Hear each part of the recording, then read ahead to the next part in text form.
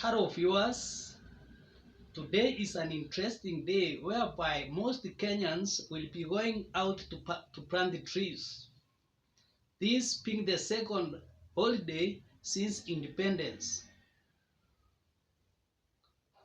There are some significant questions that arises from the exercise despite the fact that it is a noble exercise. Today, I'll focus on some of the issues that arise from the exercise if the public is not well informed. But before I do that, I will like to request those viewers who have not watched this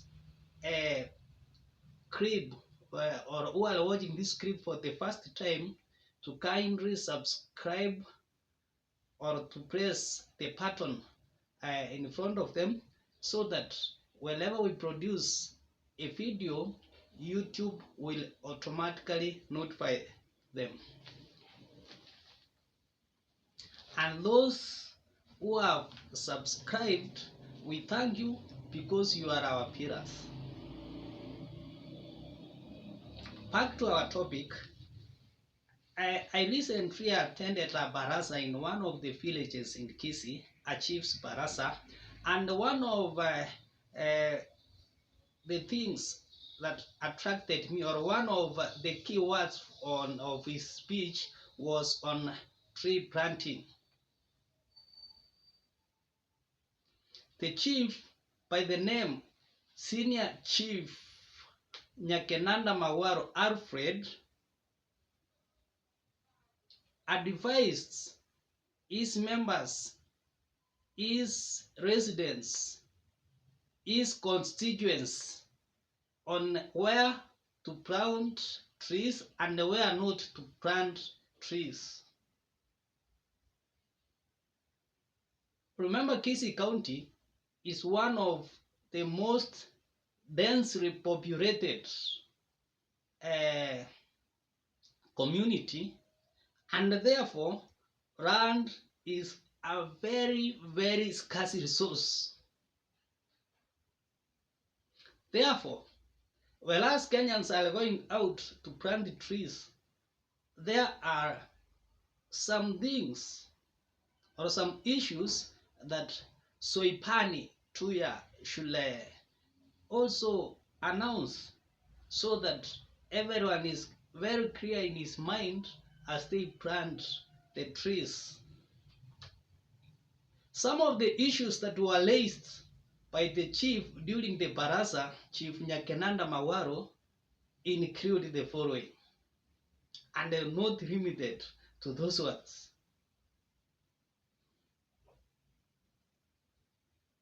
One, he came up with the issue of border disputes,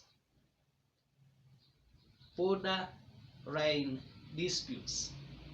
Chief Nyakenanda said, or as he was addressing the rallies, the baraza at his home, he said that whereas we are going to plant trees, actually was encouraging people to go and plant trees, but cautioned them not to plant them in the following areas along the borderline. Chief Nyakenanda said, if you plant a tree very adjacent to a territorial border between your members of your family or your community, after some years, the tree will grow, enlarge, become bigger and bigger, and at the end of the day, each member of either side will be claiming the tree. Each person will be saying that it is we who planted this tree. And remember, in Kisii, planting trees are used for economic factors. They are a source of income. This is whereby, because in Kisii they don't have that specific source of livelihood, This is whereby even tomorrow people will be selling trees so that they can be able to pay for school fees, do other economic activities that require money. So people will scramble for it. He said many people have died because of planting trees along the borderline. So he cautioned them.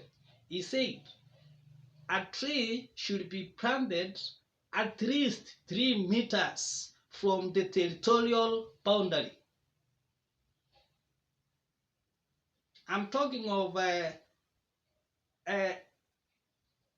densely populated places like Kisii, Kiambu, and even Meru, Western Kenya, whereby land is fragmented. So he said it should be 3 meters and extended that if it is a program, they should be about 6 meters from the territory. Cautioning people that so many people have died because of this. Next point is on that these trees should not be planted next to homesteads. However, yet a preservation that there are those trees that can be planted within an homestead, while others can be not be planted or cannot be grown around the homestead. Said there are some which shed their leaves and flowers, thus making the compound untidy. Said there are some tall building trees that once they fall or once there is strong wind, they end up falling on the houses and doing some destruction and even going up to killing those people are in the house. So he said that the buildings, the trees should not be planted just adjacent to the buildings, but cautioned that it depends on the type of the tree. That brings us next to agricultural farm. He cautioned the people during the parasa that we have some trees that can be planted within the crops, and these trees at the end of the day end up being firewood. And we have some trees, if planted within the crops, will totally destroy the crop production. So he told them to know what type to plant, what type of a tree to plant within the agricultural farm. Which trees can be planted, for example, in a tea farm, because you cannot plant cypress within the tree plantations. You cannot plant program within the tree plantations, it will destroy them. He also came up with the idea of planting trees under electricity poles. Planting trees under electricity poles. Until I remember some people were wondering whether the chief was for them because their land is too small. If you keep, if you preserve, if you are there to all those rules, it means you have nowhere to even plant the trees. And as I've noted earlier, trees are very specific, are very good, are valued in Kisii because of their economic importance. So he said you should take care not to plant them, or ensure not to plant them under electricity poles, for the obvious reasons: electrification, cut of power. That's why in most cases, you will find that in Kisii, wherever the rains are on, there is power blackout. This explains why wherever or whichever time, in most cases, most of the times, when there is rain, there is a blackout. There are some things that you cannot do in Kisii because of Kenya Power.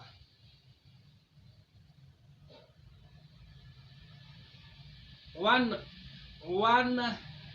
principal characteristic of Kenya Power in Kisii is switching off. I don't understand whether it is them who switch off the power when there is rain, or it is the trees that maybe connect the wires as causing some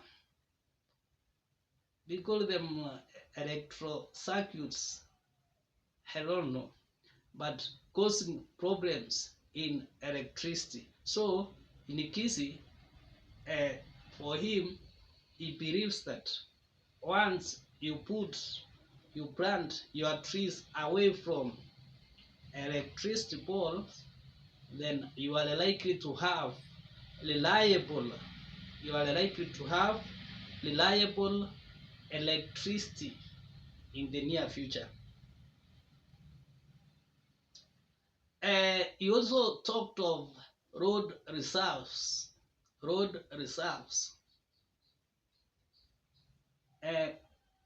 The Chief Nyakenanda told the Parasas that if you plant the trees just adjacent to the roads, it may have some effects, like the tree can, for example, fall to the road when there is strong winds. It may also lead to cases like insecurity, because people pass through those roads even at night, whereby even we don't have security threats all over. Just like the case of where the chief comes from. The chief is from Nyamasibi location, a very wise man giving specific advice on tree planting. So he proposed that if in any case you want to plant trees, you can talk as a family. If you want to plant trees maybe next to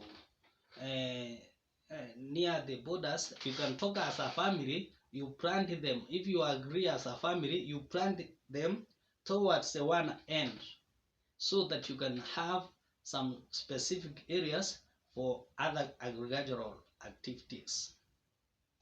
And if you don't agree as a farm or as a family, then it is better you plant your trees at the midst of your farm, because while you plant, or when you plant the trees at the midst of your farm, you will not have a dispute with your neighbor.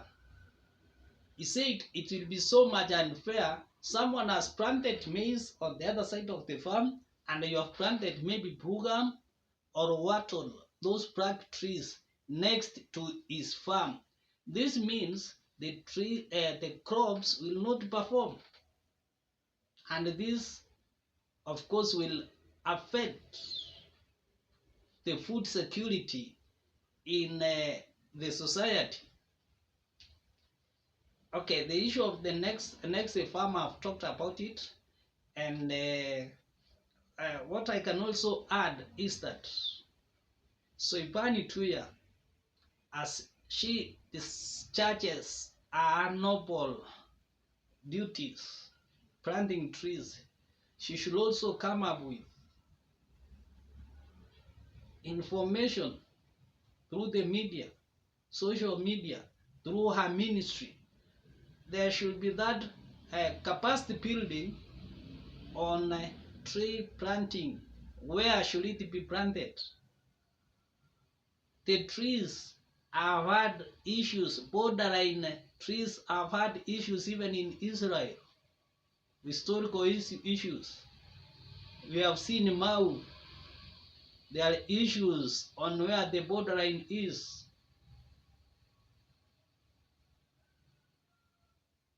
Viewers, that marks the end of my presentation in this noble day of tree planting.